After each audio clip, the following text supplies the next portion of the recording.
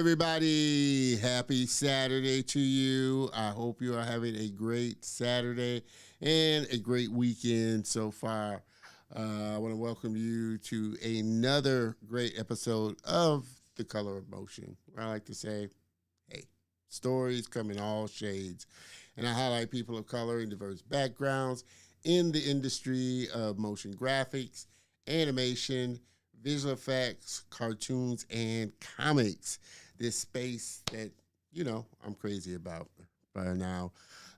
You know the drill. Hop into the comments. Say, hey, where you tuning in from, while I make sure that we are streaming from where we're supposed to be streaming from. As you know, I've been kind of, like I said, making sure that I'm going live on LinkedIn. I am live. I can see.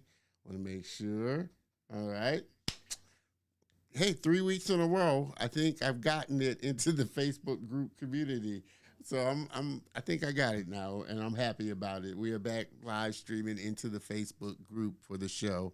And let me make sure. I don't often check this, but you can obviously watch the show and from the website. I do have the website up, and it's going live, so you can watch the show from the website. And last but not least, I want to make sure I'm on YouTube. I know that I am, but just want to make sure. And I am live on YouTube. So we are, rocking and rolling on all the channels like we're supposed to be. Like I said, you can catch us each and every Saturday afternoon, 3 p.m. Central Standard Time, live on the YouTube channel, LinkedIn, the Facebook group, and the website for the show. You can catch it as well.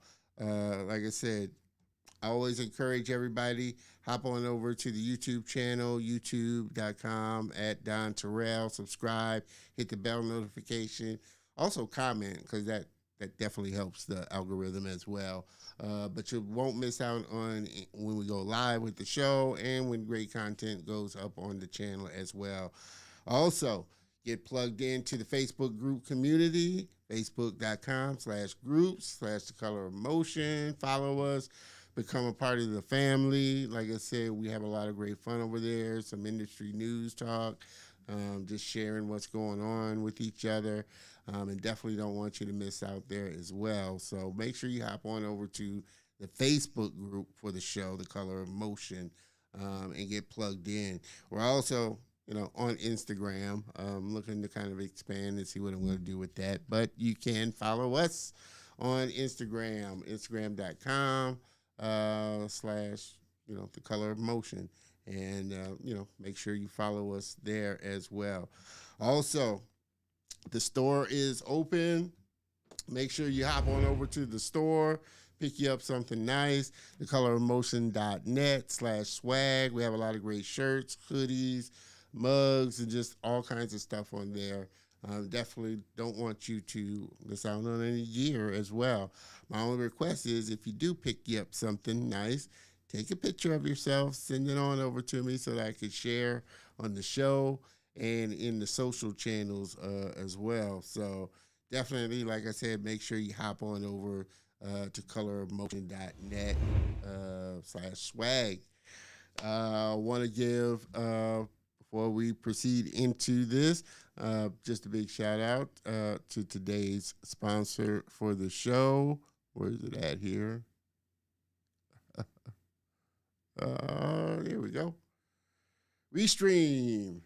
If you are streaming, live streaming, well, you can also record with it as well, just straight record. But I use Restreaming for multi-streaming out to all my different platforms. It is a great platform. It also allows me the ability to live stream a pre-recorded episode if I happen to have to do that as well. So Restream is just a great platform if you are, you have a lot of social channels and you're trying to touch them all at once there. Like I said, Restream's a great platform. The link will be in the show notes, so make sure you hop on over there. I think they got a deal going on I'm trying to work out a discount code that I can give out as well. So definitely, again, make sure you hop on over to Restream. So thank you, Restream, for helping me with this show. All right. With that, I think we're about ready to, get this train on the tracks here and get the ball rolling. So, what do you say? Hey.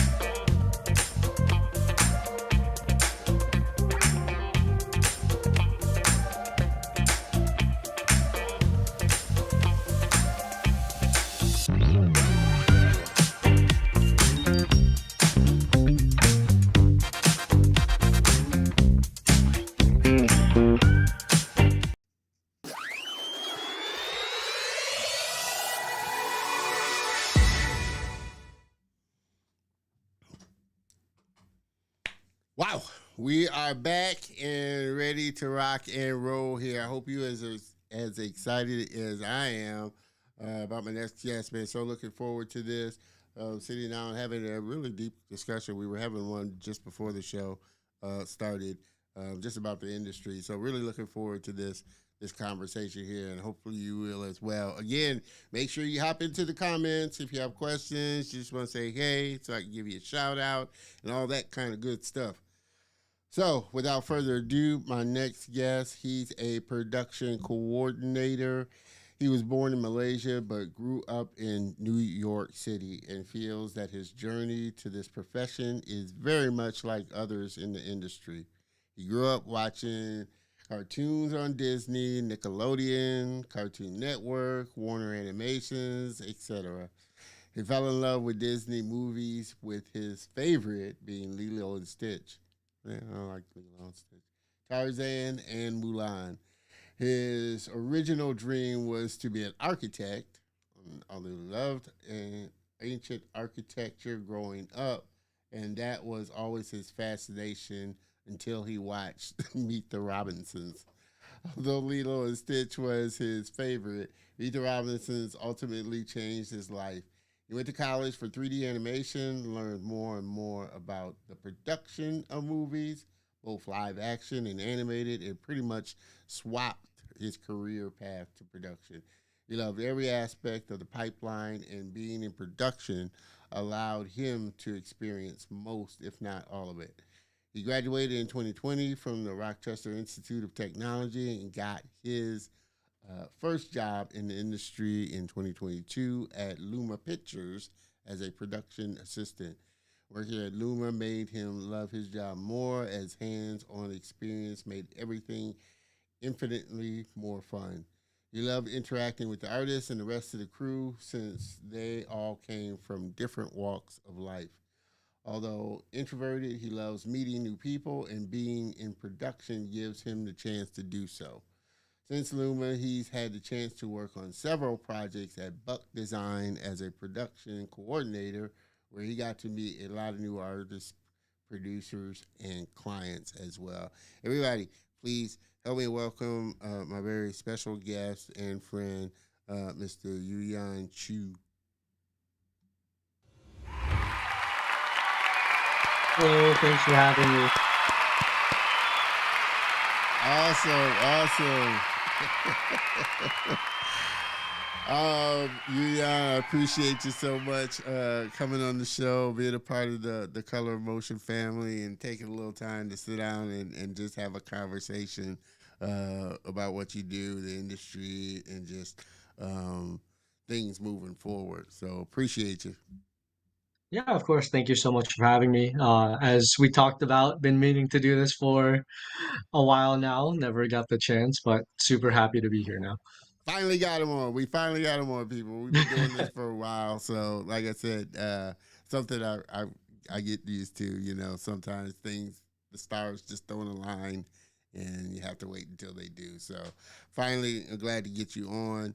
Um, you talked, you know, in your bio, you talked about your path is pretty much the same as most. You grew up on cartoons and really loving cartoons. What was it, you know, specifically about Beat the Robins that really changed, you know, your thought trajectory on what you were originally gonna do?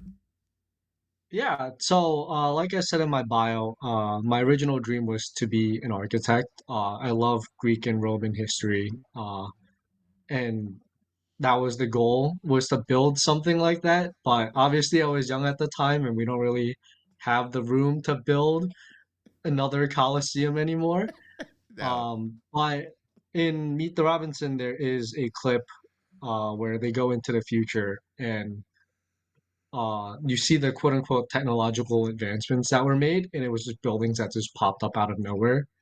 And that was ultimately the inspiration, was just the fact that in movies, in whether it's live action and VFX and cartoons or feature animation, it's your imagination is your limit. You Yeah. can put you can create whatever you want. Uh, Obviously, there are some limitations between with the story and stuff like that, but overall, you can create your own world and Yeah. do whatever you want with it. Yeah. And that's ultimately the draw for me. That allowed me to pursue animation in the first place. Yeah. Yeah. I think that's, you know, ultimately that thing that, you know, most creators, you know, gravitate to. It's just that freedom to create something that's in your head. How did your parents? I mean, did they have an illusion that they wanted you to go down a different route, or did they say, "I'm not sure about this production coordinator kind of thing"?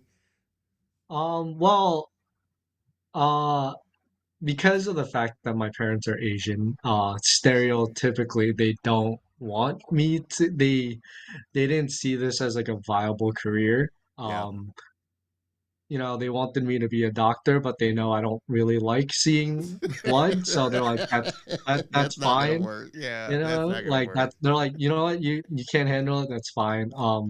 Engineering was like the second was next on the list. They approved of my dream of being an architect because that's kind of in like a Yeah, similar vein. yeah, But when I was applying for college and stuff like that, at RIT the Rochester Institute of Technology, um, we uh, our school, the school that I was part of, was called the College of Imaging Arts and Sciences. So I lied to my parents initially, and I told them that it was a computer science program. I didn't specify you specifically left out what that I was small studying. detail. Yeah, I omitted the tiny details, and I was doing well in school, so they had no reason to check up on me and stuff Yeah, like that. And there's not I'm because I'm away in college, they're not like checking my homework and stuff like yeah, that yeah, yeah. like they used to, so I had a little bit of freedom there.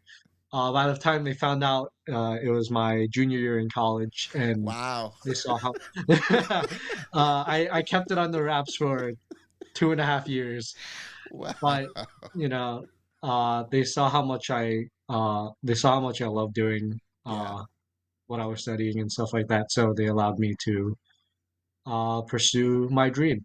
Yeah, yeah, yeah. To this day, they still kind of don't know what I do, because trying to explain like the production side of things is kind of hard when you refer to like the movies when you refer to movies and shows, Yeah, yeah, because they'll yeah. just see they'll see like one of they'll an example that my parents like to use is Jurassic Park.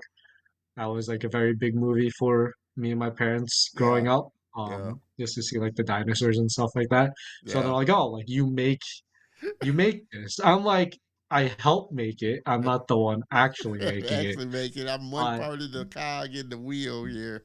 yeah, but it's been 5 years since we've had that conversation, and they still don't know specifically what I do, but they support it, and that's all I can ask for. That's all you can ask for. Hey, mom and dad, I'm with you. Like I said, I don't understand fully what a production assistant or coordinator does, which we'll dive into uh, just what exactly you do.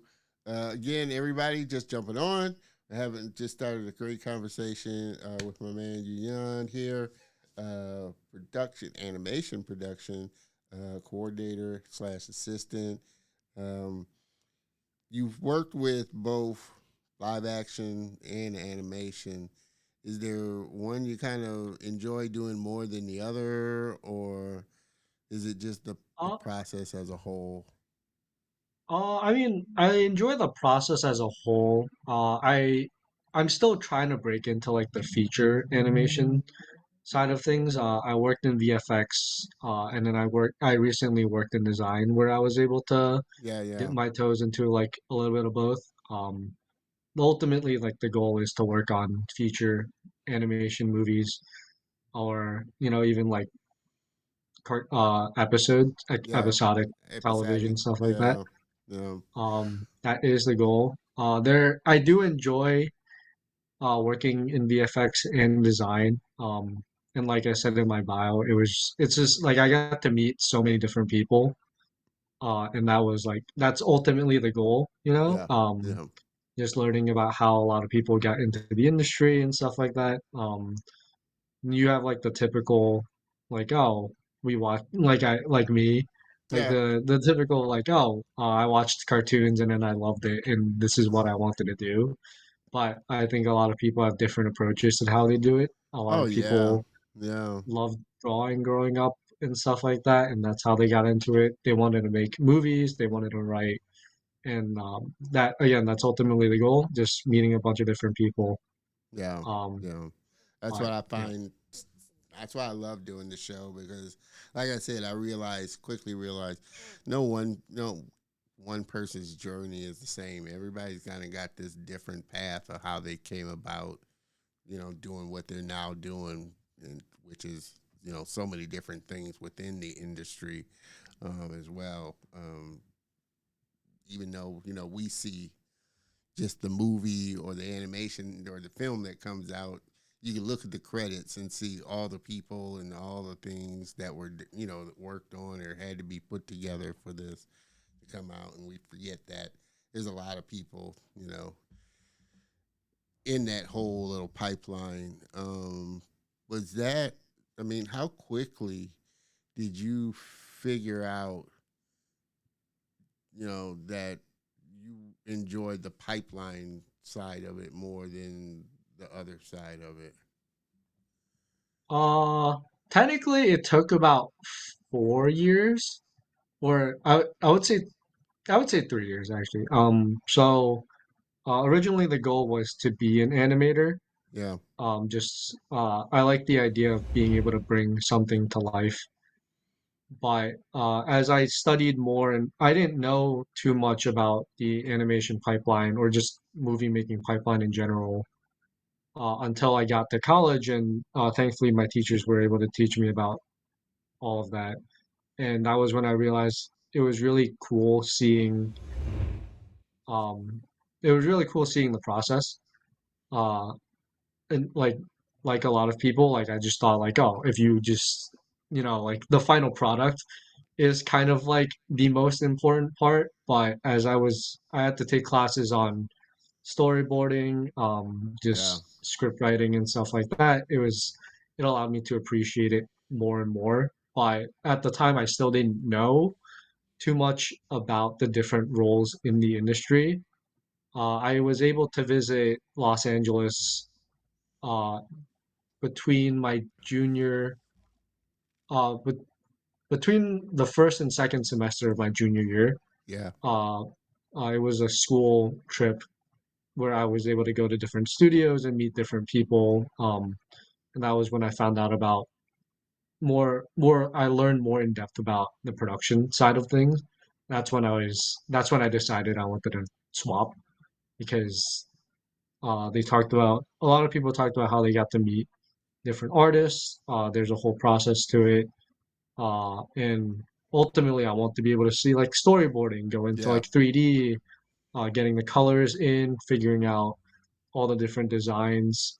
Um, when I worked in VFX, I was part of the lighting department, being able to see like everything come together. When we're in lighting, we're second to last in the pipeline, right Yeah. before compositing. Yeah. But seeing having to get like assets from like FX and animation, and then Yeah. putting everything together, ultimately was honestly one of like the coolest things I was able to Yeah. witness. It's Well, definitely different when you're a student working on student films versus when you see things professionally, yeah. Very especially true. when you're working on, like a big movie. Yeah. It's super cool just to see how everything comes together. Yeah. Yeah. Like I said, I'm sure it was a great experience. And like I said, nothing like, you know, I guess what you go through or you learn in school, getting in an actual production pipeline for sure. Um, for you though, what was kind of the most, I guess, challenging part of being a production coordinator, production assistant that you found? Like you said, it's you get to see so many different parts of the whole the pipeline as a whole. For you, what was kind of that thing that took you a second to kind of okay get it and okay this is part of the role. I think it was it was very tough because I graduated during COVID. Yeah, So there was initially there was a lot of self-doubt about whether or not I was going to be able to get in the industry. A lot of the things that you learn about in school is the fact that getting your foot in the door is the hardest. But being a production, when I got my first job at Luma, being a production assistant it was very rewarding. I kind of got thrown into the fire. We were in the middle of a big production, which yeah, post NDA, we were working on Doctor Strange Multiverse of Madness. uh-huh. So it was the coolest thing for me. I love Marvel movies. So I kind of just got into it really quickly. Yeah, Uh, I don't want to be that person, but I didn't find anything like super challenging because okay, I think what happened was after 2 years of waiting, 4 years of studying, 2 years of waiting, yeah, like this was the moment I was waiting for. So I was ready to do whatever it takes to learn. Um, ul- because production assistants are like the entry level role, yeah, I had a lot of good mentors that was able to help me out. yeah, A lot yeah, of the artists were like have been in the industry for a while now. They were able to help me and guide me yeah, into becoming a better production assistant, and then eventually I got to be a coordinator later on. yeah, But yeah, overall, there was I guess like the hardest thing is a lot of studios have different ways of doing it, yeah, of doing the process and pipeline, and then learning about the difference between like a vendor and a client studio. I worked at a vendor studio for both in both cases at Luma and Buck. So we have our own internal pipeline on how we were doing things, and then obviously we had to make yeah, sure it was okay with the client, make sure that what they liked, what we made translated to what they wanted. And that's just how movies are. There's a lot of back and yeah, forth, so it's kind of I think that was probably the challenging part, just trying to keep up with it. And we were in the middle of crunch on my first production, which funny enough, I thought that was just how it was. I know like a lot of people were like they were, everyone's trying to get stuff done, and it's yeah, understandable. I thought that, and it wasn't like the normal amount of crunch. It wasn't what normally happens in a production. I thought it was normal because it was my first job. And honestly, I lived for it. I loved working in crunch just because I guess it was just a buildup of, waiting 2 years. I finally get to do it. And again, like I love the first project I ever worked on, I loved a lot. Yeah, Super yeah. cool. Like it was a That's dream come true, good. basically. Well, like I said, that's good because, and it's funny because I had this conversation, I think last week with my last guest about just, um, you know, going into a small, like just coming out of school and getting your education and stuff and going into studio work, going into, say, a smaller studio versus a bigger studio where, like I said, they expect, you to kind of hit the ground running in maybe a smaller studio. They're able to work with you and, kind of hold your hand on the project knowing that you're just coming into the industry. So that's a good thing that, like I said, that's something that, you just love the rush of crunch time because it can be a lot for some, and then especially coming into, the industry. And we kind of talked about this a little, before the show. Mr. Dre, what's going on there? What's good with you there, brother? I see you're making your rounds, and like you said, they got you talking.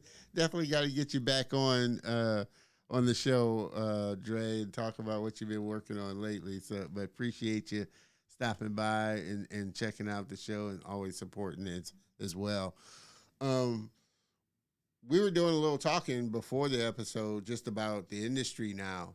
And, it's kind of going through its little challenging phase. Studios are letting go or laying people off. And a lot of them are the, VFX artists, the animators, the people that are kind of, a little bit down.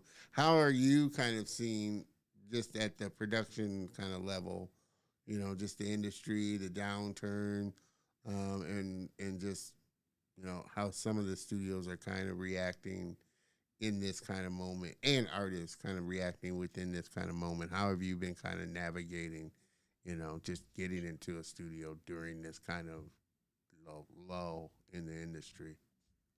Yeah. So I think ultimately it's just the best mindset to have, not just for production people. Yeah, I think just honestly not just like people in the industry. I think just overall everywhere else. It's the job market is definitely super tough. I think it's just I think you have to understand that it's a lot of things is out of your control. You yeah, shouldn't blame yourself for the lack of jobs. There's so many people trying to find, the perfect fit and stuff like that. If you look on LinkedIn, every job you apply for, like it's over 100 applicants, and the paid it just came up like an hour ago. Everyone's yeah, desperate for a job. It definitely does. It's unfortunate. There's nothing else to say about it, but the industry has gone through cycles of ups and downs and stuff like that. yeah, Unfortunately, we had the writer's strike, we had the actor's strike last year. That definitely slowed down production for a lot of people. A lot of people got laid off. People lost jobs. And, we were hoping it would be better by now. yeah, yeah, Um, but I mean, that's always the hope. But yeah, that's kind of like my mindset right now. It's not yeah, the easiest mindset to have since a lot of us are just starting out in the industry and all of a sudden you can't really find a job. yeah, But yeah, I know a lot of production people are also in the same boat. For every show that has 100 artists, there's probably like 10, 15 production people. yeah, So yeah, it's definitely a harder market to get into, and we are essentially like an entry level role as like a production assistant. That's mostly how a lot of people get their foot in the door. yeah, It's definitely harder.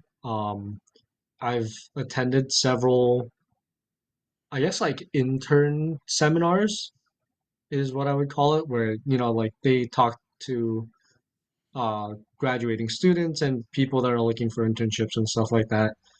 Uh, it's nice to know that there are a lot of people still pursuing animation and just jobs in the industry as a whole. I think it's super gratifying to work in the industry for sure. Yeah, But I mean, it's just a tough time right now. But you can't really give up, I guess. yeah, And I yeah, think one nice thing is you like obviously life is way more important. If you have to take a break from the industry, that's perfectly fine. yeah, I see a lot of people on LinkedIn online that are like, "Oh, what are you doing like during this time while you're unemployed?" They look for other skills and stuff like yeah, that. yeah, But I feel like a general consensus is a lot of people want to come back to the industry and do what they do. Um, I always say like next year is definitely the next year is definitely it. definitely the year. But honestly, anything can happen in the industry. Yeah, Studios can decide to just greenlight a bunch of shows, and all of a sudden everyone's hiring. You know, but yeah, that's kind of how I've navigated it. Just I've taken a since my unemployment, I've kind of just taken a break. yeah, yeah, Just reset myself. Just spend time with friends. I came back to New York City just to visit family and stuff like that. yeah. While waiting. But that's just kind of how it is. And like I said, we were talking about this, a little before the show, and I'm sure it's infinitely more harder, for you in the position that you're in as far as production, um, differently than say an artist or an animator.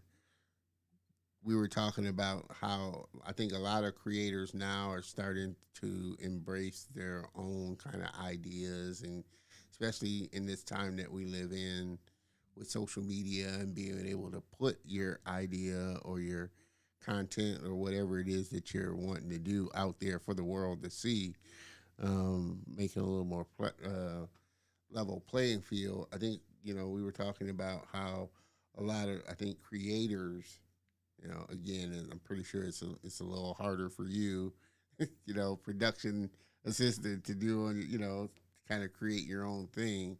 But are you? I mean, what are your thoughts on this kind of time that we live in, where, like I said, a lot of studios are laying off. People, artists are, I guess, kind of realizing that retiring from a company nowadays is very rare, if at all.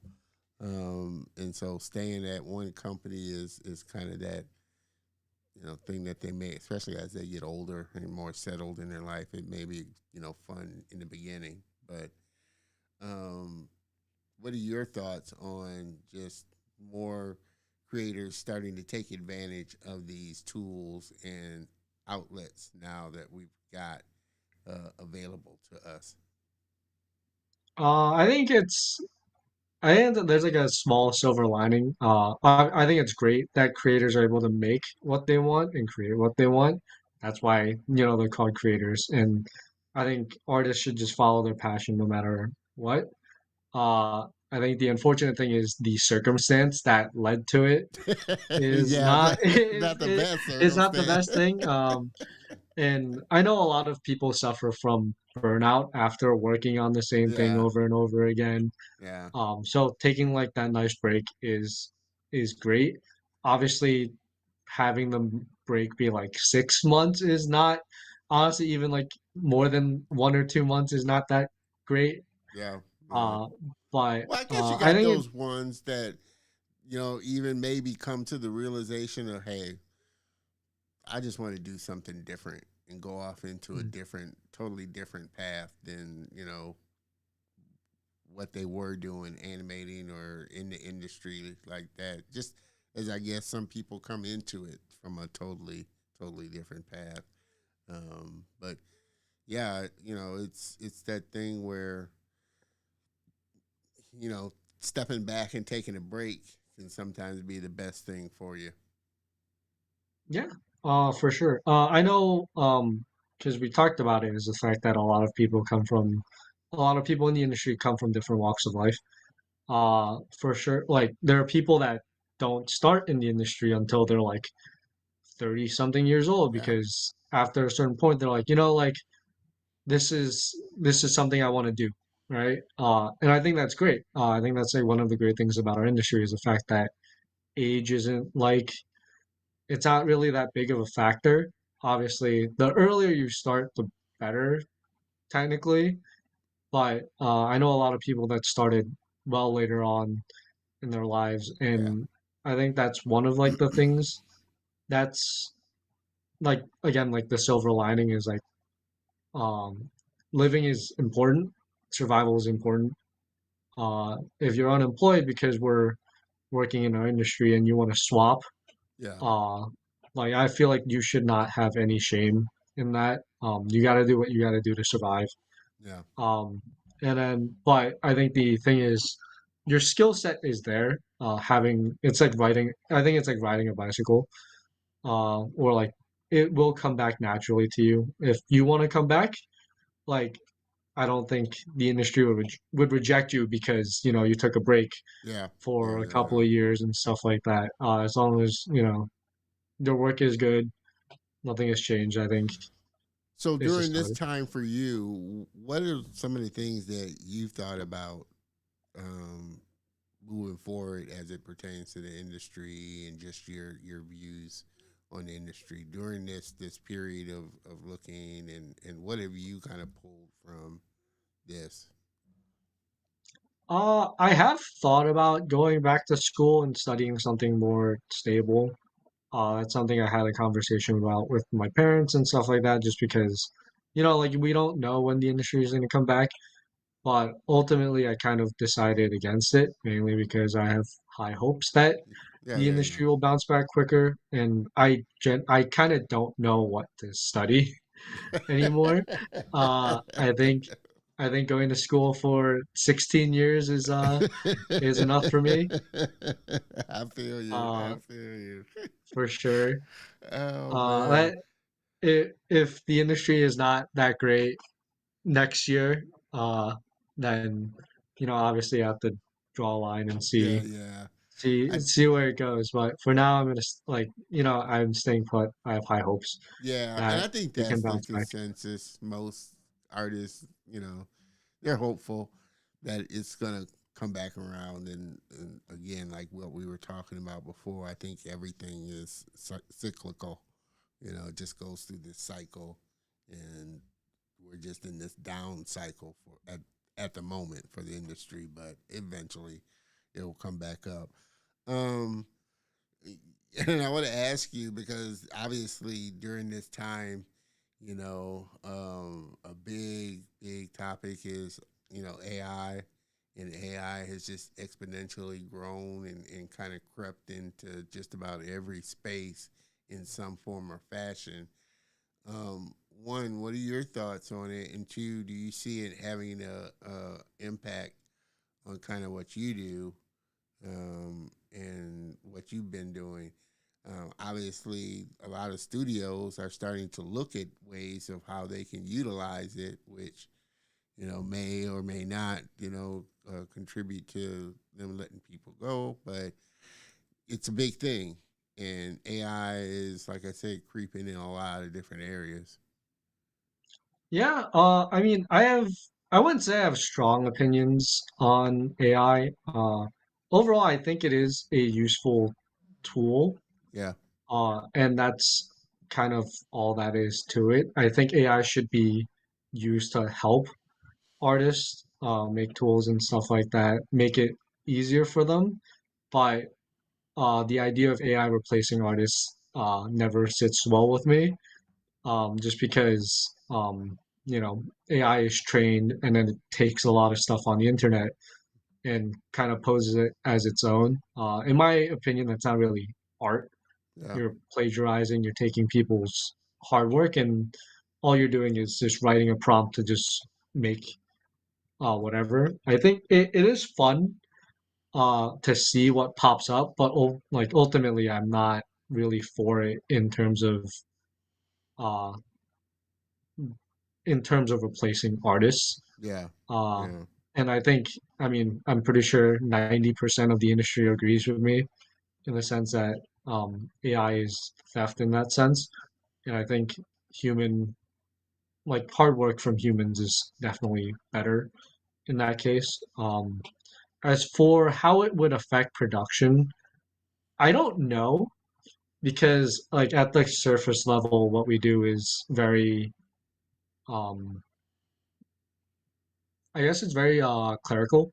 Yeah. You know, like one of our main responsibilities is taking notes, translating it, giving it to artists and stuff like that. But at the same time, for production people, a lot of our a lot of our job is communication.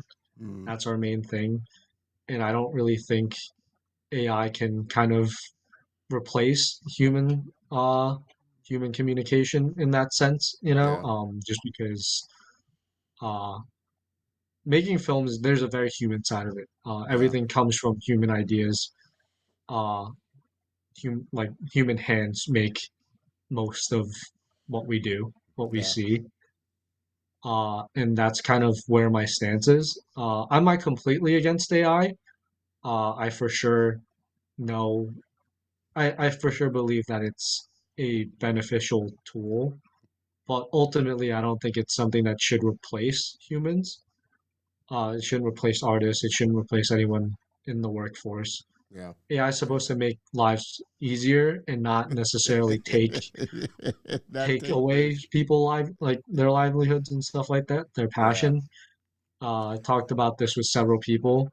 Uh, I find it very funny that AI is replacing like the creativity part of humans and not necessarily like the motor skills of like Yeah. the general like bare bones skills that most people would believe, kind of like in Terminator Yeah. and Yeah. basically every sci-fi horror movie with like an AI house or like a robot and that takes over and stuff like that. Yeah. Yeah. It's definitely one. I agree with you. It's definitely a tool, and I think like I said, it should be used and thought of as such. I still feel like I said, obviously because you know, it's moving so fast. I don't think the legalities or copyrights or the Mhm. law has kind of kept up with it, Yeah. with the at the speed that it's moving. But I think once it does, and they get all of that kind of worked out, and hey, you can do this, you can't do this, and these are the repercussions of protecting artists' work, type of thing. Until that is, you're always gonna, it's always gonna kind of be that kind of wild west, and people are gonna try and do that kind of cash grab of what they can get quick, quick, Oh, fast, in for a sure. hurry. But I agree with you in the sense that I don't think it's gonna take the place of a human. The human, it can't never take the place of the human experience, and especially in an industry where, uh, you know, it's the end result is a creative thing. You know, Mhm. I don't think it's ever gonna take that place there.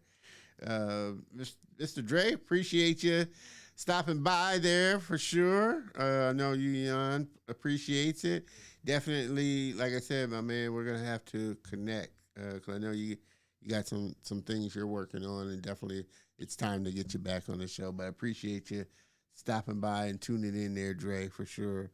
Um, just you know, like what we're saying, it's kind of the Wild West, and people are just kind of shooting kind of all over the place with it because it's new and it's hot. But I definitely excited about what you know creators are going to create with the tool because most creators they're using it in the right way, I guess, of how it should be used. Ideation, coming up with ideas, like you say, you still have to have the principles, basic principles of what you're doing, whether it's design or principles of animation and knowing what's good and what's not, for sure.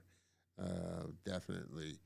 Um, but moving forward, uh, have you noticed like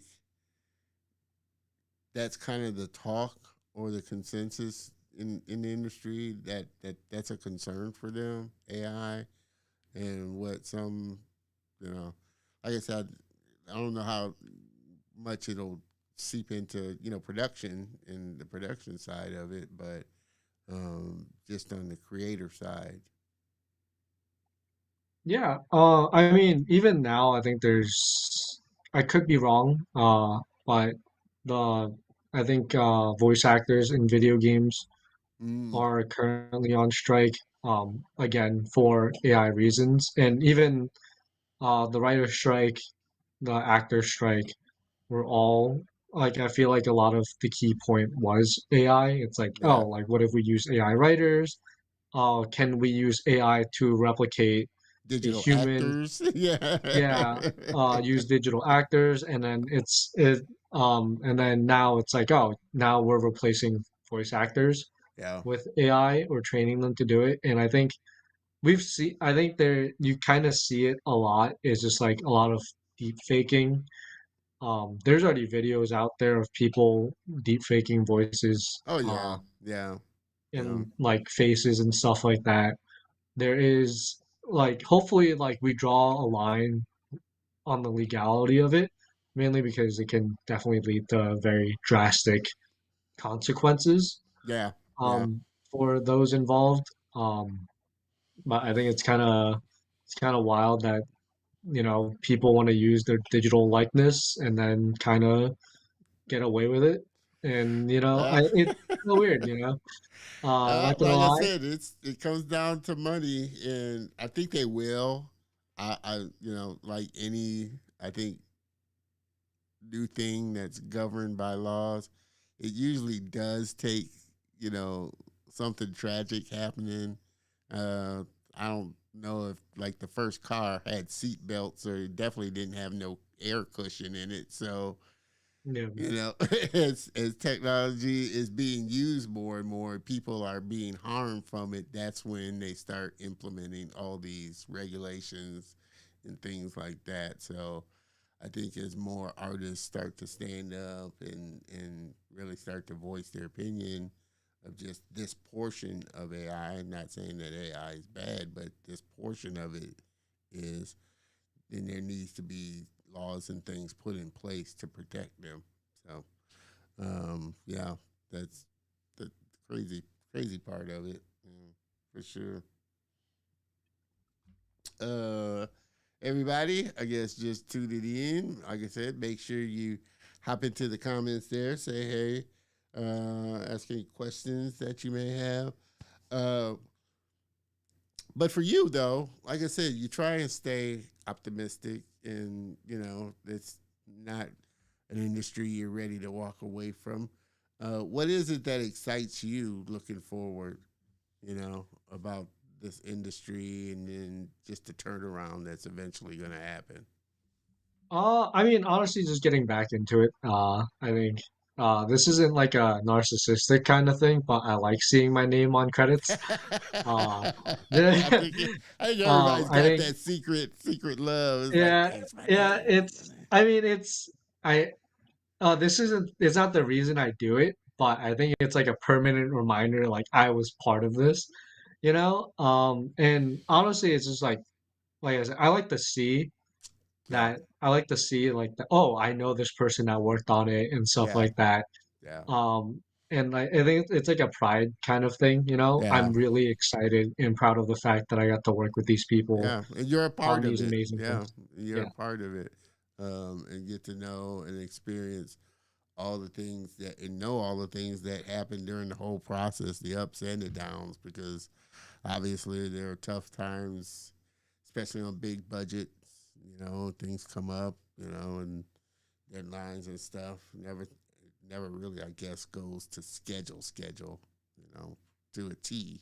But there's always stuff. So knowing that you played a part in it, is definitely something fulfilling. A lot of, I don't guess it's anything bad. Everybody likes to see that credit, or get that accolade, feel that, wow, yeah, I was a part of this. My name's up on the big screen, type of thing. Definitely a feeling. Definitely a feeling. It, 100%. a lot of people, like I said, it's they can equate it to a high. I mean, they get this adrenaline rush seeing. I guess, like I said, that's the same with directors, with writers. Everybody feels take a little ownership in it. Especially when they get credit and get paid for it too. So that's even better. So, for you to this point, I mean, you know, going through this period, kind of still early on in the industry, and getting into it. What's what's been kind of the best piece of advice that's kind of helped you kind of stay the course? I mean, I know for sure, like I said earlier, it's just like unfortunately because of the state of the industry, like you just have to remember that, you know, it's out of your control. Just having that mindset is very helpful. Um, but I have the support of so many people, a lot of my friends and especially like fellow production people, like we all understand, Yeah. the state of the industry and stuff like that. There's not really like one key piece of advice. Honestly, I don't think we've really been giving out advice Mm-hmm. like that, mainly because we're still trying to stay optimistic about things and just knowing that the industry has gone through cycles like this before. Well, maybe not like exactly like this, but Yeah. the industry does go through lulls and ups and downs and stuff like that. Yeah. Uh, Yeah. I think just staying, I'm not optimistic all the time. I think I'm pessimistic most of the time. Um, but I also have to remember like this is what I dream of. Like Yeah. this is the dream job. This is where I want to be, and that's kind of like my anchor point to Yeah. all of Yeah. this Yeah. is the fact that I want to achieve this, uh, and I know I'll be able to achieve it eventually. There's no time limit on this Yeah. besides death. But can't stop that one. No, no, Uh, that one's coming for but everybody. So yeah, it's what you do in between that time that yeah, really matters. That what do they say? It's not the birth date, it's not the death date, it's the hash mark in yeah, the middle. How you lived hmm your life. So yep. that's what And really matters. I mean that's kind of how I plan on getting through this. Yeah, I'll do whatever it takes, yeah. to survive and make sure I manage to get my next gig. Well, Uh, of the stuff that you've seen coming out lately, what have you seen that really kind of impressed you and made you kind of you just wonder how the production went on it. What was something that you've seen that you really thought the whole thing was just done really well? I actually haven't had the chance to see a lot of movies recently. I Uh, did just watch Deadpool and Wolverine. what did you think about Uh, it? Because I had a friend that she didn't like it, so I I haven't seen it yet. So no spoilers, anybody. yeah, But I'm not gonna spoil anything. I mean, I loved it. It was just like a really fun movie to watch, and I think like if you know what you're getting into because it's Deadpool, yeah, it's a bunch of like wacky yeah, stuff. yeah, It's not, and I love the comics and stuff like that too. So I'm a very big fan of Marvel yeah, and DC as well. And like I've seen like the behind the scenes and stuff of everything. Um, I don't know how like the actual production went, yeah, but I think the belief that movies are dead or cinema is dead is very greatly exaggerated. yeah. We don't have like not every movie that comes out is going to be a blockbuster hit. No, But definitely not. I've been meaning to watch like Inside Out 2. Oh, That yeah, is that grossed over $1 billion. I don't know the exact record, yeah, but I think it made the most money for an animated movie yeah, uh from Pixar or Disney. specifically, but I can't say for sure. Yeah, But who's the highest? Yeah, I mean, movies doing well gives me hope that cinema is not dead, yeah. right? Well, on the flip side, though, because it seems like, and I guess for those writers or creators that may have an original idea, it seems like studios are kind of going the safe route and just rehashing old IPs or just kind of trying to find a different, like I said, we're on, Inside Out 2, Fast and Furious 10. I mean, just kind of rehashing, as opposed to taking a chance on a lot of stories. Do you feel like I said, that's the safe bet that a lot of studios are kind of playing? I think Because, for sure it's a safe bet. I think that could be also because of the strikes last year. I'm pretty sure the studios lost a ton of money, yeah, so they're trying to go the safe route. I mean, it kind of sucks for them to go the safe route. I know a lot of like original movies that came out that were insanely good, yeah, yeah, and um, I think one of the recent ones I watched, well, not really recent, but I Elemental, Pixar's last movie. mm, I yeah, loved it a lot because it was a story. Uh, it was very. I don't know. It was. I'm looking for the word. It was not a biopic, but it was based on the director's life in a yeah, sense, yeah, and I think that's what makes storytelling and film in general great. Like yeah, being able to tell your story from a different perspective and like in different ways. A lot of people can relate to that. But I mean, I think going the safe way is okay. But I think it'd be nice if, studios invested more money, expanded more to do yeah. more and take risks. For example, like uh, years ago, you definitely heard about this, Into the Spider-Verse, Oh yeah, yeah, yeah, Yeah. It was not like any standard animation that we've seen because at the time Disney was king, you yeah, know. yeah, Like all their movie, like Disney is known to have like a formula and it works. I think they make like family-friendly movies, but Sony picked it up, stepped up and decided, we're gonna do something that uh could be insanely cool. Like who knows if it's gonna work out or not. And obviously it did. First movie was amazing. yeah. Second movie gave me a quarter life crisis.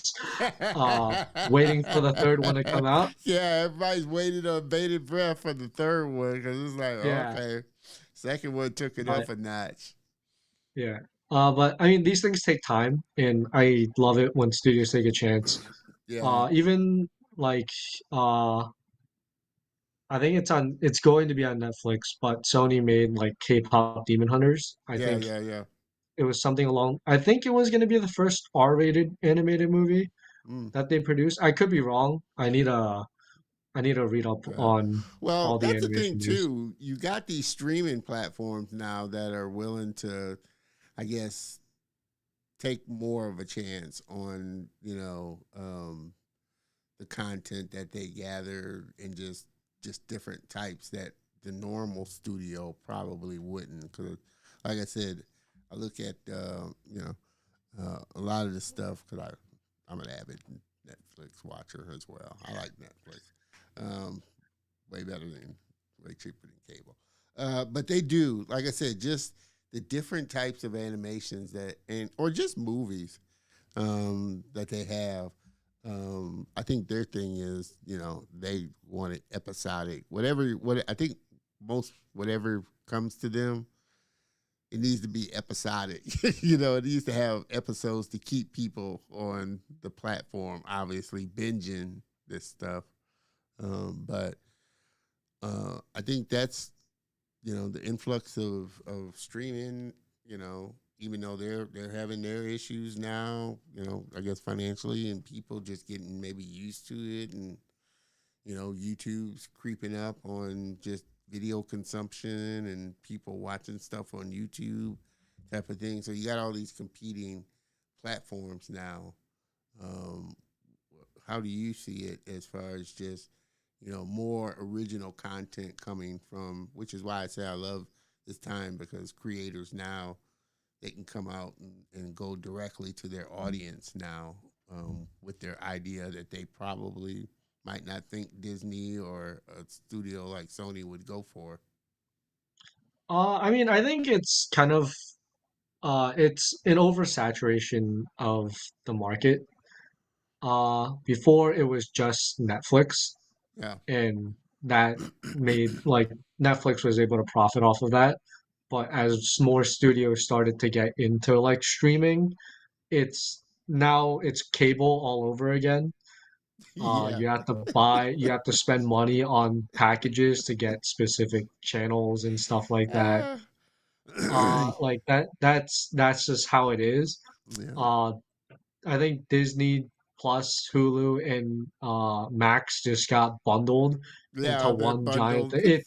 It's actually just cable, but Yeah. it's slightly better than cable because you can choose what to watch and when you want to watch it instead of having to wait for specific time slots. Yeah. I think that's just like oversaturation of the market, and that's just how it is. Yeah. And I watched a video on about this was the fact that there was a streaming it was a bubble, right? When COVID happened, Yeah. everyone was at home, everyone was watching streaming stuff, so Yeah. that inflated the idea that streaming can be extremely profitable, and Profitable. now Yeah. the bubble bursts and we're kind of where we're we're where we are now, where a lot of stuff got taken off. A lot of shows aren't greenlit anymore. They got canceled or whatever because, Yeah. like they're not. I don't know how streaming sites make money from. I A lot guess of it's part of ads. views and stuff like that, but it's hard to say Yeah. how. Uh, But I, I'm guessing a big portion of it is ad revenue. People that are advertisers that are advertising on these platforms. Because I know before they might have changed it, but before Netflix bought into it, or got one of the plans, you would get ads that go through the movie, just like on YouTube or something, and when or mm, Facebook when you're watching it. An ad will go through. So I'm assuming there's a big chunk of it. I'm pretty sure they've got, just user base, subscriber base, a portion of that, their earnings are for that. I forget what the breakdown is for Netflix. You'd have to dive into their annual report to see, but I would guess a good portion of it is ad revenue, which is, like I said, why their main objective is to keep you on the platform as much as and as long as possible. Just like YouTube, just like any platform, their objective is to keep you on there as long as possible. So what are the things that they can show you that's gonna, you know, keep you on the platform watching, you know? So but yeah, it's funny that you said that bubble type of thing. It was yes, maybe an overinflation of the numbers, because of COVID, and everybody was at, locked down, so wasn't really much else to do for the most part was watch um, stuff for you. Just moving forward, um, do you think that, I mean,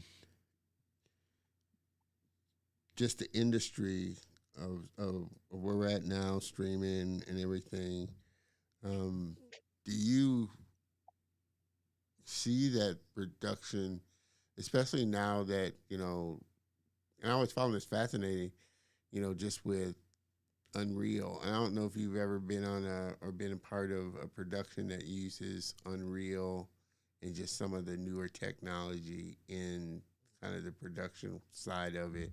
What are some of the things that's really excited you as far as just the new tools that you've seen or heard or have heard about? Yeah. So, there was a production that was in place right before I left Luma that was starting to that was starting to do like start production in Unreal, Mm-hmm. and I see a lot of jobs opening, or not recently, but at the Yeah, time that was like looking for people that knew how to work in Unreal and stuff like that. And I think it's a really cool tool. I I rendered my senior thesis film in Unreal back when it wasn't like it wasn't like an industry standard thing. I yeah, think it's super cool. I've seen the things that can be like made in Unreal, and I've seen people make tools in Unreal. yeah, And honestly, like, similar with like AI, I'm all for the advancement of technology, just to make a bunch of cool things. yeah, I yeah, don't have I don't have any issues with it for sure. There's yeah, definitely like there's a bunch of things that you can do with it. Kind of similar to Spider-Verse. They had like their own like comic book stylized yeah. Stylized. animation and like Yeah, their backgrounds and stuff like that. Puss in Boots. I think it's called The Last Wish. yeah, I could be butchering the name, but it's the second Puss in Boots. They had like a very they also had like a stylized way of animating. yeah, yeah. Um, That's and I think that's just cool. yeah. Well, that's Tools what are I meant to be. love about, like I said, and that's why I say it's a great tool, and I'm excited to see what creators will do with it in in their hands. Just oh well, maybe we could do this style, use AI to use this style or that style, or come up with a different look, and I think that's just you know the nature of an artist is going to think of how can I use this for what I'm doing or what cool way can I use this tool? Because I'm pretty sure, like I said, Unreal didn't start out as a kind of film, an option for filmmakers to use and create, virtual environments. But obviously, a filmmaker got his hands on it, saw the potential of it, and tried it, used it, and there you go type of thing. So I mean, just the tools and technologies, the creators that are coming out.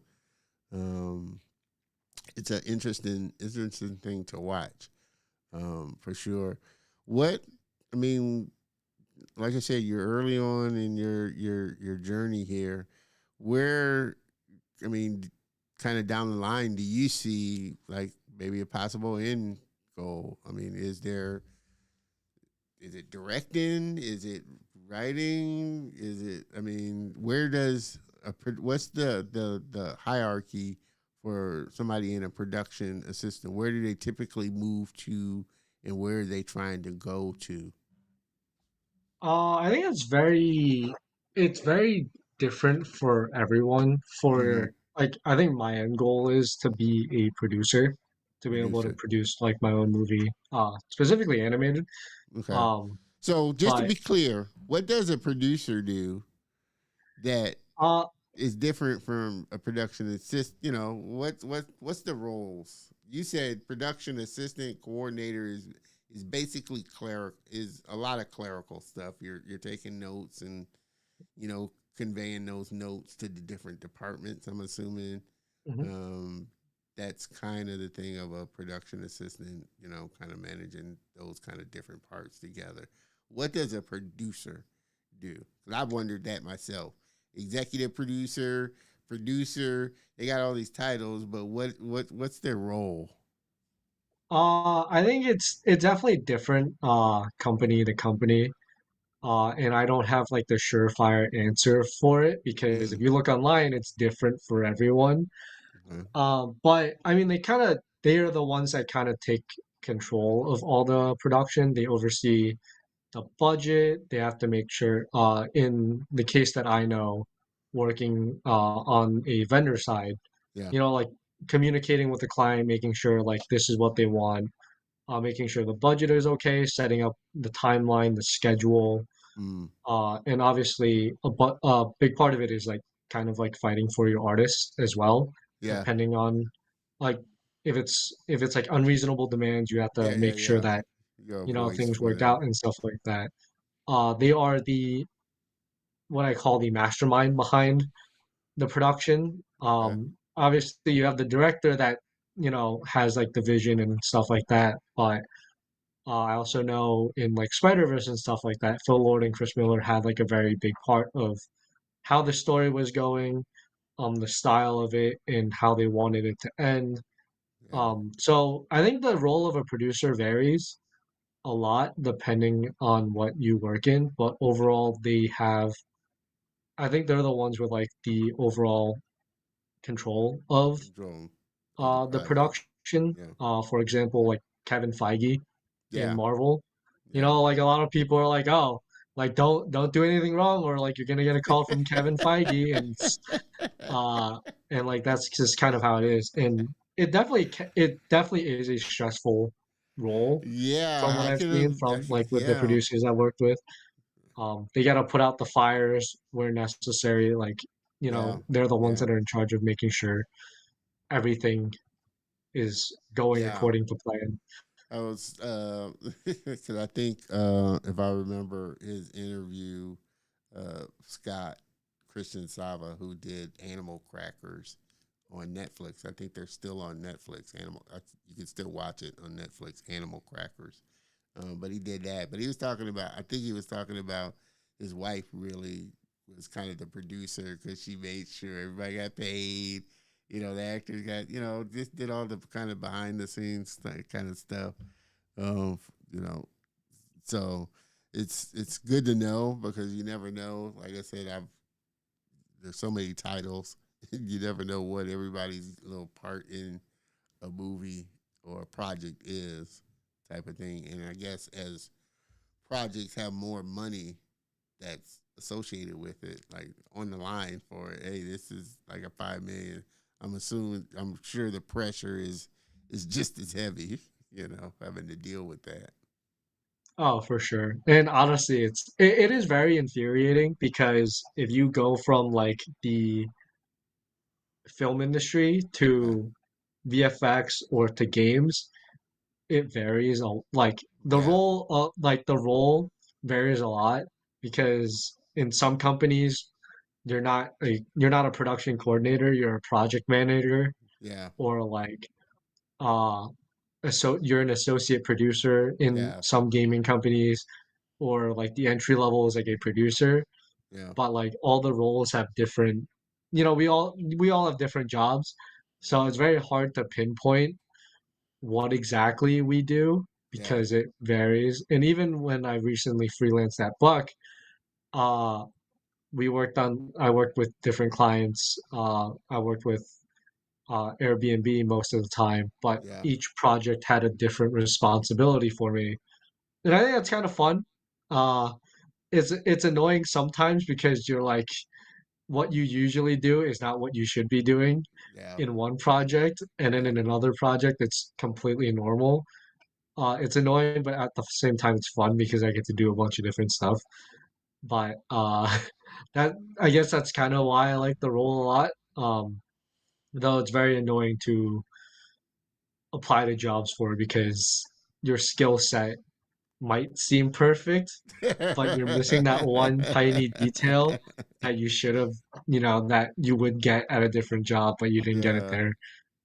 As gaming, was that something that you ever thought about dabbling in, or have you dabbled in kind of the production side of gaming? For sure. Uh, I don't know how like what that kind of entails because games are have like a completely different pipeline Yeah, compared to film. That one I don't understand as much, but I think I love playing video games. I think it's very like it definitely would be something cool to hop into and learn more about. Initially, when I started in VFX, I didn't.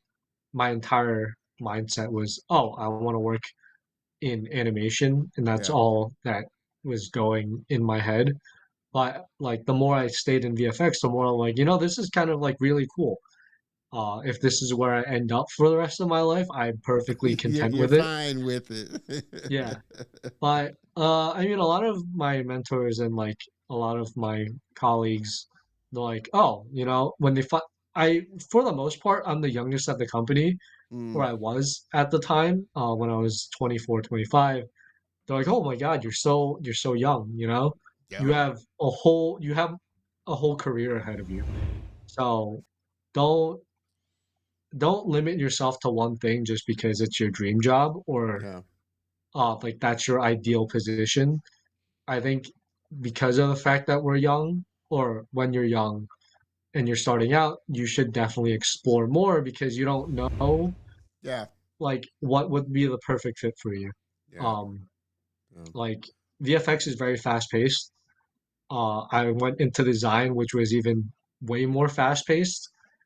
Because instead of the projects being like 3 months turnaround, it became like 1 month. And then if you're Well, when you working in say like designs, what were you kind of what were the things you were kind of working on? Ad like there print ads, video or TV ads or yeah, what like what? in most cases it was like motion graphic Okay, okay. like designs. Like Yeah, yeah, if yeah. you see like I don't know if you've seen like the 15-second, 30-second Airbnb Yeah, animations. yeah. Like we worked on that. And Okay. then sometimes you work on we work on like video game uh Yeah. like commercials and stuff like that. Yeah, Uh the it's commercial it, work, it's a very it's a that's very the broad spectrum. yeah, but that's the down thing that the turnaround is so quick. It's a lot quicker Mhm. in just in what I do. You know, 'cause I do both ads and like print design and video stuff. But you get those ones that think the turnaround for video is just as quick as a edit on a Word document or something. Yeah. They want the turnaround is just insane, and you know, don't don't yes I get don't I guess get on something episodic that's like a TV show or something like that, type of thing where the hours and like I said, the schedule is just is definitely insane. But some people kind of like thrive on that. Others not so much so. And I know, like you said, people are now into their mental health. I think that was another thing. COVID kind of gave people a chance to take a step back and think about, well, what else would I want to do or would want to try, or I'm not really happy in this position or doing this or that type of thing. So it's definitely given us a eye open there. Are there other things that you would love to try? I mean, or as you're kind of working your way through this um, period for the industry. Has there been other things that you thought about? Something that you would want to dabble in or try? Unfortunately, no. Uh, that I think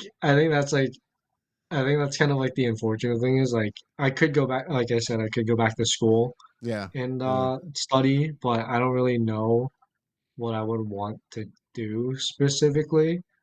Uh, but yeah, that's kind of where I am. As yeah, far as like dabbling and stuff, I mean, I do want to, draw more consistently yeah, again, more so as a hobby and uh not so much as a different career path in that sense. Um, I mean, I love watching movies and analyzing them. yeah, That's kind of what I do, and I think that's kind of what's kept me sane on like a production side of things. Is just because like just being able to watch shows and stuff like that and be like, oh, like they did it this way, or like they decided to do this instead of this, and yeah. uh, my entire brain is just filled with like movies uh and Mine too. shows. Uh, and there's kind of no room for anything else at the moment. Yeah, It yeah, might change later on, um, but that's kind of where it is. I did do when I was in college, I worked for my college's like sports broadcasting Yeah. network. Yeah. We had a Division 1 hockey team, so we were able to broadcast that. That was super fun. I wouldn't mind working in live broadcast again. Yeah. That one has a lot more pressure because it's live, Yeah. but Live is it's like I said, live is yeah, live, baby. yeah. But I mean, in that case, I stay behind the scenes. I'm not in front of the camera. But like that's definitely something I would love to try. I love Yeah. sports a lot. Yeah. Yeah. Yeah. Um, Football's coming back. Super excited about that. Yeah. But So yeah, what I would a mean, person that's like, okay, they didn't know about, maybe loved animation, thought about getting into it, but realized, I'm not a great artist, I'm not a great animator, but what traits are traits that you would tell somebody to kind of keep an eye out that would say, hey man, you're probably good in production, or that you should think about, being on the production side. Are there things that you notice or pick up that are kind of inherent to those type of people that are in production and that?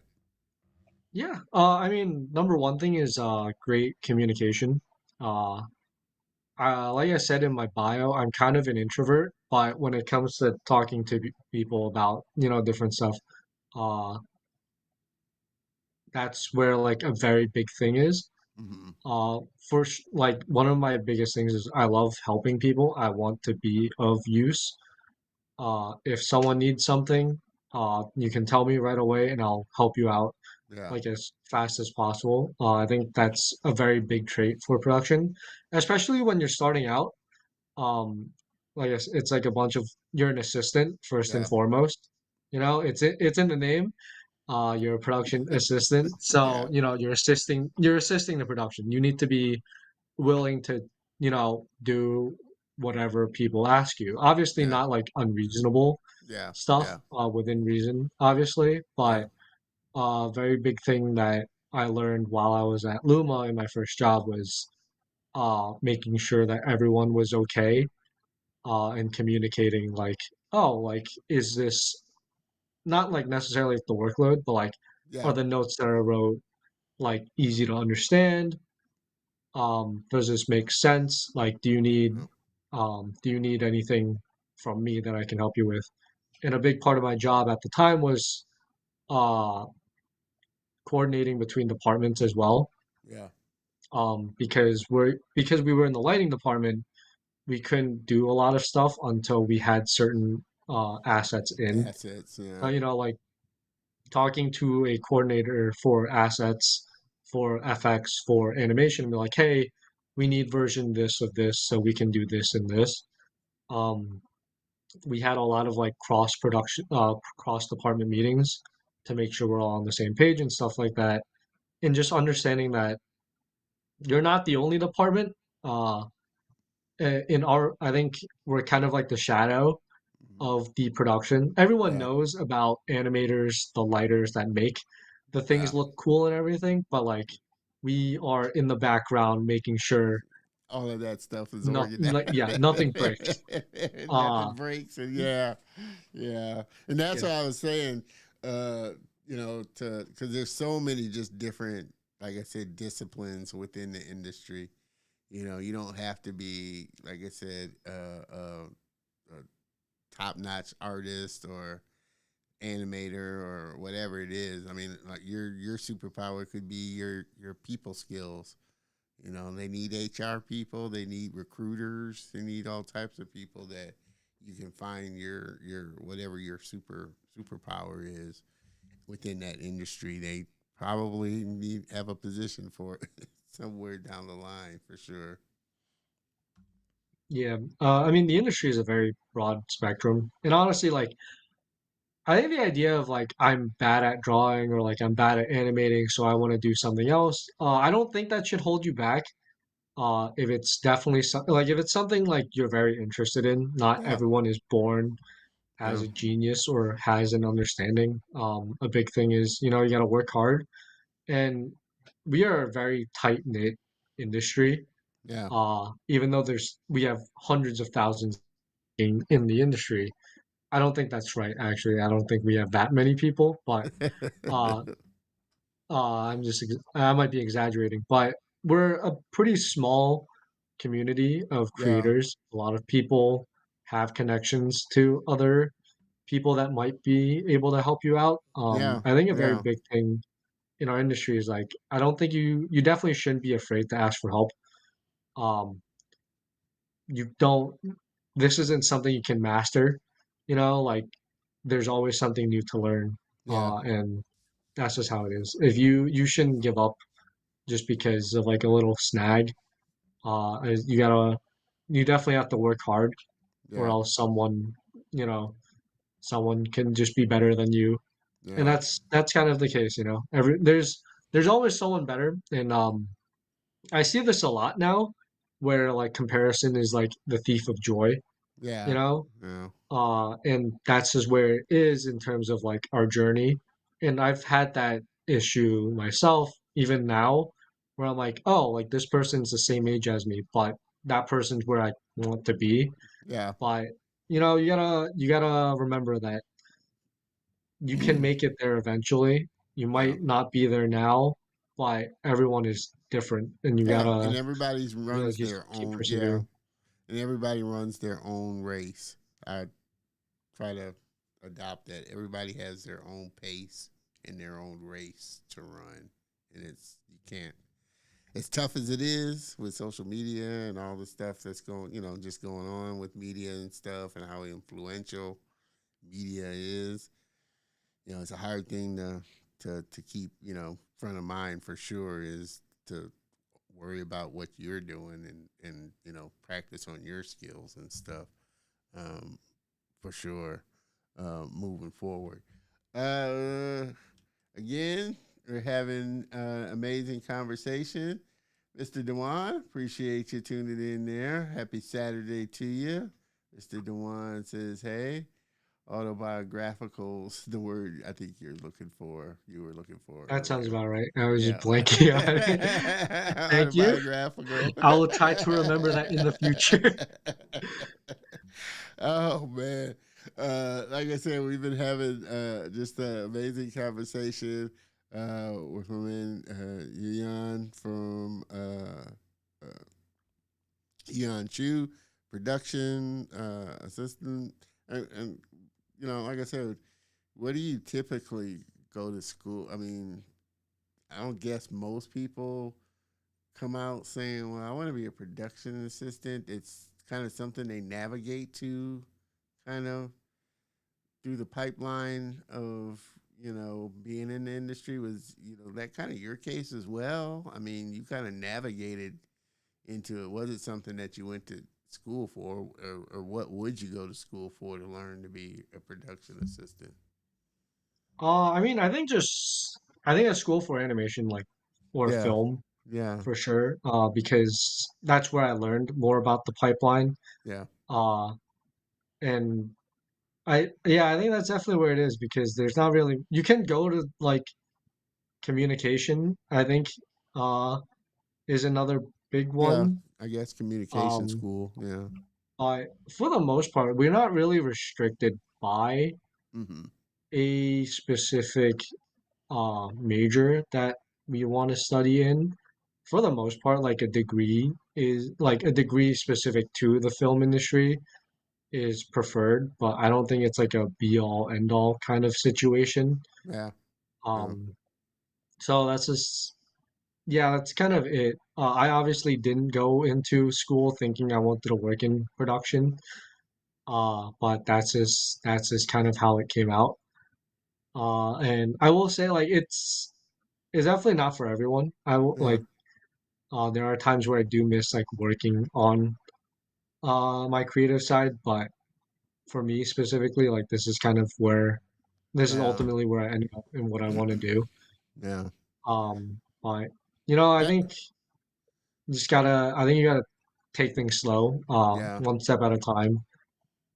Especially like in production, I don't think people have like an end goal when it comes to like where their career, like where they want to be in their career, like right out of college, you know.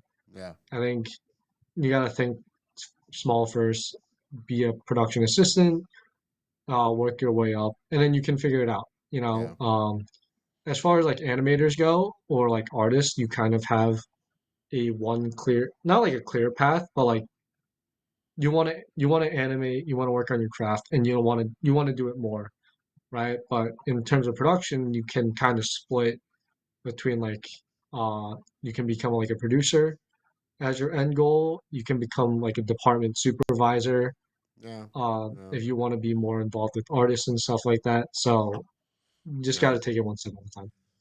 Yeah. No, and that's I think that's the beauty, and that's what most artists or just people in the industry, they started off in one position and maybe quickly realized I don't really you know I studied it modeling and rigging, but I don't think I want to do this day in and day out and then transition into something else. Or you'll quickly find out what it is that you really enjoy doing. Like I said, there's so many different avenues to go down just within the industry. And like you were saying, I find it's a very, even though it's a big industry, it's a small industry in that people seem to, know each other, especially artists and creators, directors, and kind of, those. They either worked with each other at another studio or went to school together, or, they know each other from this event or that event. So it's a very small industry, and really it is about making connections, you know, and building relationships with people, which is another reason why I enjoy doing the show. I get to make great connections and relationships with people in the industry there. Everybody just jumping in. Uh, we've been having an amazing conversation with my man YuYan Chew, production assistant extraordinaire. We're going to kind of bring this train into the station. One more question I want to ask: what kind of parting words would you tell you know say a school you were speaking at of younger people? What would you really kind of tell them? For sure in this current situation, and I have kind of thought about this before because I've had people, I've had alumni like come to school and tell us Yeah, about how it is in the industry. I think right now more than ever, don't don't put yourself down if you're not able to find something immediately. Like I said, everyone's journey is different. It took me 2 years uh, to find my first job in the industry. Some people have internships and just come flying out of the gate. yeah, But if it's something you definitely want to do, I don't think you definitely shouldn't give up halfway. If you're an artist, definitely keep working on your craft. Don't stop doing what you're doing, but also take breaks. Don't want to burn yourself out. But definitely know that it takes time. Um, Especially in the current state, a lot of industry professionals themselves are out of work and yeah, have been for a while. So, like, don't beat yourself up just because it's been like a couple of months and you haven't found anything. yeah, Uh, a lot of this is I hated this saying when I was in college. A lot of it is luck and timing. You never know when someone is just going to randomly stumble across yeah, your work and be like, this is exactly what I want. Um, on the show that I'm working on and stuff like that. Uh, don't be afraid to reach out to people. I'm sure, I mean, a lot of people in the industry like to talk about themselves, such as why why we're doing this show right now as well. Right on the show, get a little Yeah. reach. Um, But but I no, think reaching out for advice is definitely not a bad yeah, idea. no, Making connections is for sure extremely important. I always feel bad because when I reach out for advice and stuff like that, it's not, I can't keep the conversation going forever. Yeah. or else that's like exponential. But I think a lot of people do that. Yeah. I've talked to people like for like 30 minutes and then I haven't spoken to them in 2 years. Yeah. Yeah. Yeah. Uh, Well, it's but staying it's all connected. I insane. mean, because you never know, Yeah. and just you know, getting over because every artist, especially ones that haven't landed that full time job, but are doing the kind of, I guess I like to say, creator circuit because they're moving around from studio to studio or project to project type of thing. But yeah, they know, and they actually tell me, yeah, hey, when I know my contract is coming to an end, I start calling my friends and seeing Yep. what's out there, if there's anything out there, if they know of anything type of thing. So you tap into your network of people that and friends that and that's such great advice. You know how I like to, I guess drop nuggets and drop bombs. I like to let them know they drop bombs. And that was a great piece of advice there. Mr. Smiley Comforts, I appreciate you stopping by. It's been a fantastic interview so far. I'm glad you picked up some good tips. That's the important thing there, Don. There's no parking. This is no parking's mom. Oh, okay. I just wanted to say you are a beautiful soul for bringing forth this. We got to have Dwan back on. Yeah. Definitely, that was a great interview for sure. But I appreciate that. And I appreciate, like I said, Dwan, um, always supporting the show, you supporting the show, and everybody supporting the show. That's what keeps me going for sure. So as we bring this, like I said, train into the station here, make sure that and all this stuff will be in the show notes. So make sure you hop on over to the YouTube channel once the episode goes up. All this information, like I said, will be in the show notes. Make sure that you do connect with YuYan on LinkedIn. He's active on there. That's his platform of choice. Appreciate it. One love to you too. With Smiley Comforts. I appreciate you. And I know YuYan appreciates you as well. Make sure, like I said, you connect with him. If you know of any opportunities or anything that may be a good fit for him, always reach out and send a message for sure. But I appreciate you, stopping by, YuYan, and really, having a great conversation. Like I said, we know the industries, it's challenging for everybody right now. So I appreciate you taking a moment to come on and share your journey and share what's going on in your world. Yeah, for sure. I was super excited to be able to talk to you about all of this. I think it's nice to keep people informed as well that aren't like, super aware of how it is.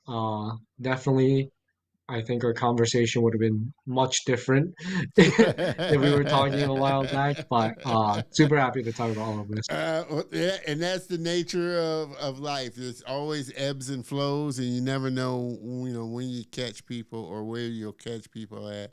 Like I said, everybody's kind of feeling it in one way or another. Even the ones that, like I said, are working at studios, they may not feel like they're making enough to survive. Like you said, it's you make okay, but living's a different thing. So, everybody's got their ebbs and flows. But the thing is just really, having faith in the industry, having faith in the, friends that you made, and just knowing that it's going to turn around, super soon. So I'm excited. Like I said, that's just my half glass full type of thing, I guess. But now, if you could hang out for just a second in the green room while I close this out, I'd appreciate it, so I can talk to you after the show. But Yeah, of course. everybody, please again help me thank Mr. YuYan Chew for coming on and gracing us with his presence there.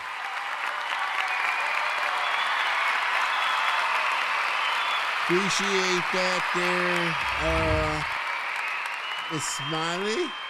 You are talented, YuYan. Looking forward to seeing more work. Yeah, I am too. More production work. Like you said, it's usually, we usually don't think about the production people behind the scenes. We're either looking at the actors, directors, or the creators. They're kind of in the middle, kind of like Jan from the Brady Bunch. They're in the middle. So, uh, well, I'm glad people got something of value out of this show. This was a great episode. Like I said, I've been looking forward to this for a while.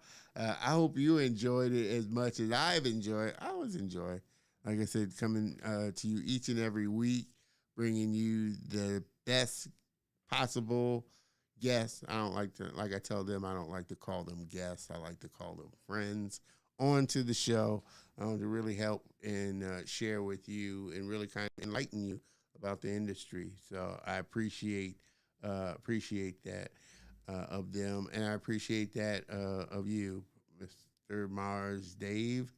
Loving it. I appreciate you stopping by. For sure, I appreciate. Like I said, I like to always say thanks to the viewers and the guests and friends that come on the show because without all of y'all, I wouldn't be able to do it. And so next week is going to be, no exception. We're diving, a little deeper into the VFX kind of section of this. Our next guest, super looking forward to Mr. Courtney Price. He is a Nuke VFX artist, and if you don't know what Nuke is, then you probably don't know too much about VFX. But that's one of the tools for VFX artists, Nuke. So super looking forward to it because I'm a VFX fan. I love great visual effects and those type of graphics that are put in. So I'm looking forward to having a great sit down with Mr. Courtney Price. And so I hope you are as well. Well, with that, we bring this train into the station. Like I said, appreciate everybody, stopping by, tuning in. Again, make sure that, you comment on the episode, give a thumbs up, give it some engagement. I appreciate all the love for sure. So I will see you next week. Everybody have a great weekend. And I will see you same bat time, same bat channel. Cheers, everybody.